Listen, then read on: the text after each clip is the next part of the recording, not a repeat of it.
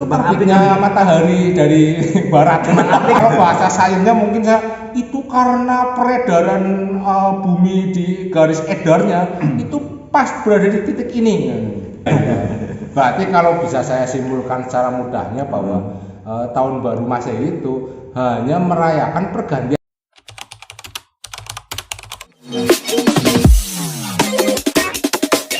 Kembali di Omong Kosong. Lu pada sama aja di Omong Kosong. Ya, selamat menikmati suasana hari ini dan seperti besok kita mau liburan ya. Tahun baru. Tahun baru ya. Dan 365 hari drama kehidupan saya akan segera berakhir. 2022-nya. Iya. Kan 365 hari drama kehidupan saya akan berakhir. Kalau Ginjiro? Kalau saya sih ya biasa aja. Akan memulai drama-drama lagi. Iya, kita bikin masalah yang baru. Karena hidup itu selalu penuh dengan masalah. Iya. Nah, kalau mau tahun baru ini kita mau rencana mau kemana ini? Saya di rumah saja lah, karena tahun baru itu pasti macet, ya kan? Di mana-mana pasti macet. Kalau Anda MC ya enak, duit. Lembur. Ya, kalau saya harus buang duit, oh sayang. Ya, tapi kalau boleh kita tahu ya, ada makna nggak sih Mas Hendar untuk liburan gitu? Setiap akhir tahun itu ada makna nggak? Atau gini, Atau mungkin tempatnya apa ya? menurut Anda itu tahun baru itu gimana sih? Kalau menurut saya sih ya biasa aja, hanya apa ya? Jangan ya. Karena saya sudah tahu dia mau ngomong apa, supaya saya kesannya tidak tahu aja. Menurut Anda itu bagaimana tahun baru? Ya, kita pengen tahu dulu dari suhunya ya. Dari core of the core. Suhu apa nih?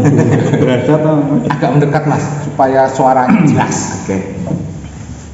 Oke. Ininya mau dibahas apa nih? Tahunnya apa barunya? Tahun barunya, Tahun yang baru. dan juga Kilas balik juga. Apa ya, maksudnya kenapa sih kita harus tahun baruan kayak gitu? Itu mungkin ya seperti itu ya. Kalau saya malah gini ya. Oh bagus. Aduh, ya silakan. Maksudnya antara tahun baru dengan tahun yang tidak baru. Misalkan besok kan tanggal 1 Ya, Ya. itu. Bedanya dengan tanggal 2-nya atau bedanya harinya apa sih? Bedanya harinya mungkin ya. Atau keramaiannya mungkin menurut saya. Kalau di tahun baru itu kan terutama Mas Dijerio itu kan panen Selalu job. panen job, ya? Panen job loh, saya apa? Ya Kalau kan? biasanya momen yang baru, apalagi tanggal 1 dan di awal bulan yang pertama itu biasanya kita kalau saya pribadi suka menjadikan patokan atau pijakan untuk bisa lebih baik di untuk kedepannya. resolusi baru. Terus yang jadi pertanyaan, resolusi yang tahun kemarin udah bisa terrealisasi apa enggak? Nah, makanya kayak gini, untuk evaluasi ke depan, berarti 365 hari itu ada drama kehidupan, ada tentang pekerjaan, tentang percintaan, tentang apa aja gitu kan. Nah, ini kita awali dengan tahun yang baru supaya lebih semangat lagi kayak gitu. Kalau saya kayak gitu. Berarti kan yang paling berkesan hanya liburnya ya. Liburnya. Nah, kalau tanggal 1 bertepatan dengan hari Minggu, itu kesan liburnya gimana? Iya. Kalau hari Minggu nggak ini. Enggak jadi kayaknya curang ya. Kurang lah ya. Yang salah yang nyetak tanggalnya. Bukan tahun baru kan? Bukan.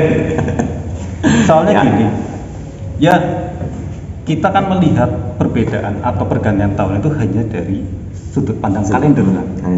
Sebenarnya ada nggak sih fenomena alam yang bisa dijadikan sebagai acuan bahwa besok itu tanggal 1 gitu. Atau kemarin tanggal 20 Ya. atau 31 gitu. Ada nggak acuan alam yang Standar alamnya ya. atau ini hanya hasil kesepakatan yang dulu pernah tahun kalau nggak salah tahun 1752 lah ya. Iya. Itu oleh Paus siapa itu? Iyalah, itulah saya pernah baca kan. Iya. Pak, intinya seperti itu. Diinstruksikan bahwa tahun baru itu tanggal 1 Tanggal dan 1. itu disepakati oleh seluruh dunia. Apa hanya karena itu? Sehingga dibuat sebuah kalender tanggal 1 itu ya tahun baru itu tanggal 1 Januari itu.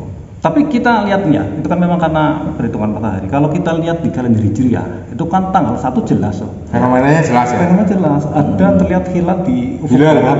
Iya, hilal. Kalau tanggal 1 Januari itu fenomenanya apa? Itu terbitnya matahari dari barat. Kembang api kali. Nginjil kembang api kali ya. Iya, Karena jam 12 munculnya malam kembang tuh. api di pas jam 00-nya itu. Itu yang paling terlihat mungkin.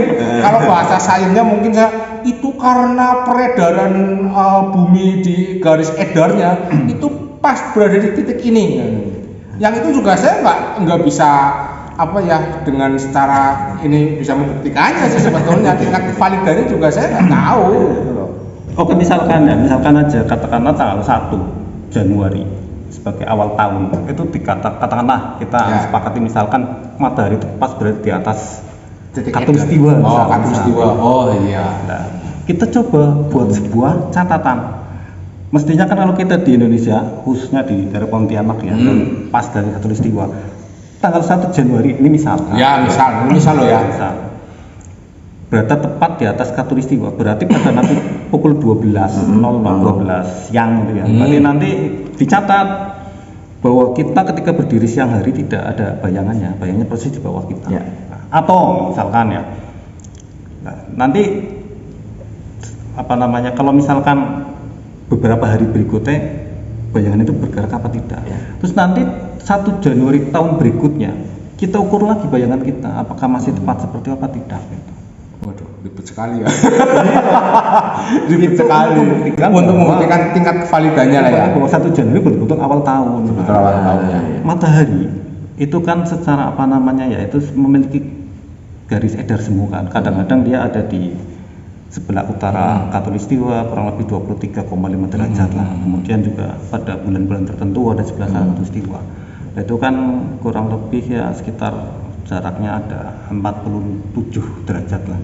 Itu kalau dibagi 365 hari itu berarti ada sekitar 0,12 derajat. Berarti perlu 10 hari untuk melihat pergeseran bayangan. Jadi kalau misalkan sekarang tanggal 1, nanti tanggal 10 dilihat proses bayangannya seperti apa. Itu adalah untuk membuktikan bahwa fenomena besok betul-betul tanggal yang mudah dilihat secara kasat matanya lah ya. Iya. Kalau kita bandingkannya dengan yang pakai hitungan bulan, ya kan? Karena kalau bulan kan memang semua bisa melihat ukuran patokannya yaitu dengan munculnya hilal itu kan. Sedangkan untuk di tahun Masehi yang patokannya dengan matahari itu memang agak ya kita orang awam susah juga untuk membuktikan validannya. Jadi ya kita merayakan apa? Kalau saya sih tetap merayakannya ya karena di situ perputaran uangnya itu lumayan. Iya kan, jadi Anda kan hanya karena itu sebetulnya memanfaatkan momennya itu. Jadi kalau misalnya kita sepakat nih ya, seluruh dunia sepakat bahwa 1 Januari dirubah ya. Awal tahunnya bukan 1 Januari atau Februari. Bisa aja sih ya. Bisa aja. Tinggal digeser Februarinya jadi bulan pertama. Jadi biar liburnya tidak hari Minggu. Iya. Berarti kalau bisa saya simpulkan secara mudahnya bahwa tahun baru Masehi itu hanya merayakan pergantian kalender. Betul. Itu kan. Bukan tahun pergantian. Tapi nanti dulu, jangan dijelasin dulu. Kita balik lagi setelah yang satu ini. Tetap di Omong Kosong. Dulu bersama hanya di Omong Kosong. Untuk selalu utamakan hidup sehat, karena dengan sehat kita jadi bahagia. Tapi kalau sakit, jangan lupa apa sih barokah. Oke, sehat itu barokah. Sehat itu barokah. Oke pemirsa, setelah kita tadi rehat iklan sebentar ya, kita balik lagi dengan bahasan mungkin agak melenceng dari tahun baru. Kita akan membahas tentang matahari, ya kan, tentang garis edar matahari. Karena tadi sudah saya singgung di awal bahwa ini berdasarkan garis edar matahari. Kan tahun Masehi kan seperti itu. Nah, sekarang yang jadi pertanyaan adalah mungkin bagi kita semua yang mungkin nanti akan disampaikan oleh narasumber kita bahwa apa pandangan Anda tentang garis Katulistiwa? Itu yang ingin saya tanyakan. Secara logika sederhana saja, yang mungkin Anda punya kayak semacam pertanyaan atau pernyataan ya, yang mungkin itu bisa didebat oleh para netizen yang budiman, ya kan? Bagaimana kita punya pernyataan? Silakan, monggo. Jangan narasumber lah ya, salah sumber ya, kita selalu salah sumber ini. Oke, monggo. Saya agak mempertanyakan ini memang garis Katulistiwa, garis titik lintang 0 derajat, kan katanya garis yang membelah bumi menjadi 2 bagian. Dan menurut ilmu yang dulu pernah saya baca di sekolahan, itu kan katanya matahari itu akan terasa sangat panas, sangat terik manakala ada di melewati garis pas di tengah khatulistiwa. Cuman ada fenomena yang menarik. Pertama, misalkan kita sebagai orang Islam yang pernah ke Arab Saudi mungkin tahu ya. Saya pernah. Nah, rata-rata suhu atau iklim di daerah Arab Saudi itu cenderung lebih panas dibandingkan dengan rata-rata iklim di Indonesia. Betul. Padahal Indonesia itu kan pas Di lewati garis khatulistiwa. Sementara Arab Saudi kan tidak. Hmm. Arab Saudi itu kalau tidak salah Ya, agak jauh lah. Iya, 15 sampai sekitar 32 lintang Tidak derajat tepat lah. utara. Itu tidak. Ada fenomena yang menarik lagi nih. Tahu Jepang? Jepang itu ada 4 musim ya. Jepang itu kalau tidak salah berada pada Subtropis ya. subtropis ya, sebabnya 23 derajat sampai 30 derajat, 30 sekian derajat lah, lintang utara. Arab Saudi itu antara 15 sampai 32, yang 32 kan Arab Saudi kalau nggak salah. Nah, berarti kan Intinya kurang tidak jauh beda ya Allah. atau gini, Taiwan itu ya. Tadi kalau misalkan letak lintang Arab Saudi itu antara 15 sampai 32 derajat. Negara Taiwan itu berada antara 23,46 sampai 23,76 derajat lintang utara. Berarti ada di tengah-tengah secara garis ini lurus dengan Arab Saudi. Taiwan itu ada 4 musim juga, ada musim salju gitu ya. Oh iya. Di Arab pernah nggak mendengar pernah turun musim salju? Kayaknya jarang ya. Atau mungkin saya belum pernah. Mungkin netizen yang udah pernah merasakan, pernah dengar itu ya mungkin silakan di kolom komentar kita bertengkar. Tapi sadar nggak kalau di Indonesia juga ada 3 musim sekarang? Apa? Musim hujan, musim kering, sama musim selingkuh. Jangan sembuh, mulai ojek. Maaf. Balik lagi. Makanya saya jadi berpikir gini, mungkin letak khatulistiwa itu bukan membelah secara vertikal, itu mungkin agak miring gitu. Iya, jadi mungkin zigzag juga mungkin gitu. Iya, itu fenomena. Iya ya, aneh ya. Itu menjadi bahan pertanyaan bagi pengetahuan.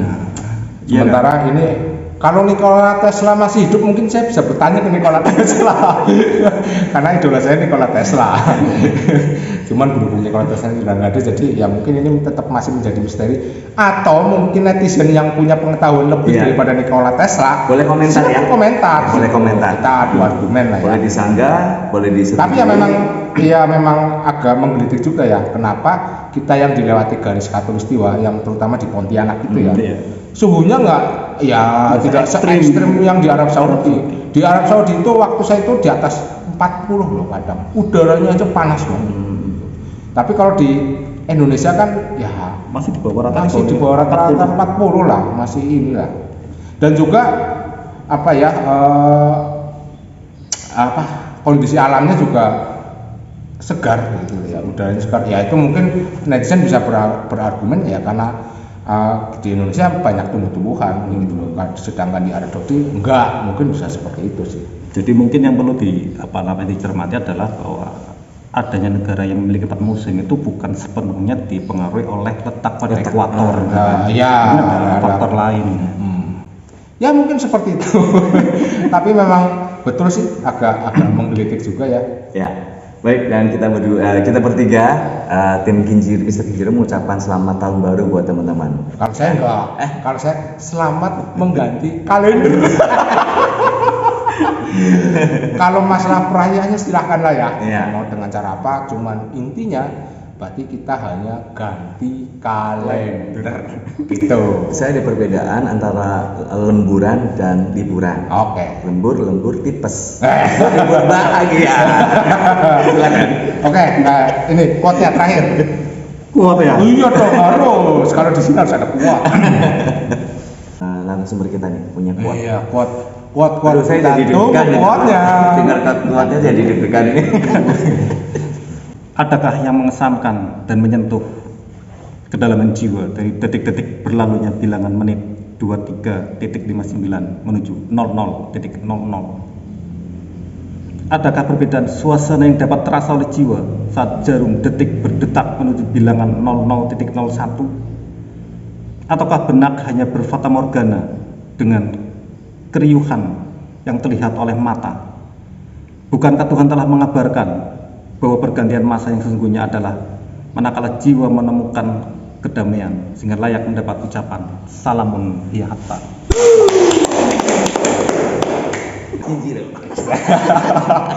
Kalau saya karena konsep tahun baru itu ada liburan ya.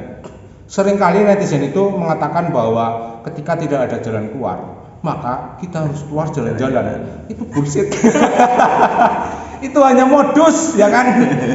Kalau tidak ada jalan keluar, ya dicari jalan keluarnya, begitu maksudnya. Lu Lu bersama ini omong kosong.